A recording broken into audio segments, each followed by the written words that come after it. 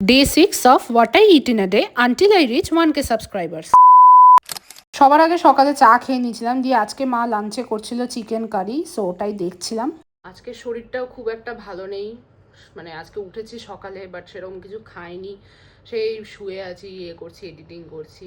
But chicken হচ্ছে দেখে বেশ ভালোই লাগলো। শরীরটা খারাপ, সেরকম কিছু খেতে ইচ্ছা করছিল না, বাট লাঞ্চে ভালো করে খাবো গাইস।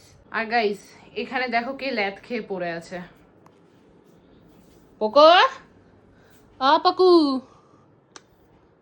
সারা দিন ঘুমাচ্ছে, এই যে এসি চালিয়ে দিয়েছে আর সারা দিন উল্টে উল্টে আছে। সো আজকে লাঞ্চে ছিল ভাত, বেগুন ভাজা, আলু সয়াবিনের তরকারি আর চিকেন কারি, আর সাথে ছিল টক দই। তো চিকেন কারি তো আমার বেশ ভালো লাগে, সো আজকে একটা সিরিজ দেখতে দেখতে আমি চিকেন কারি দিয়ে ভালো করে ভাতটা খেলাম।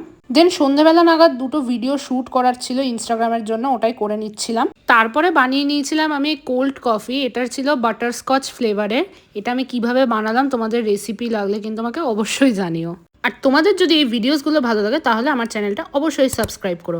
রাত্রেও সেম চিকেন আর বেগুন ভাজা দিয়ে খেয়ে নিয়েছিলাম। সো আজকের মতো এখানেই, দেখা হচ্ছে কাল। Bye bye.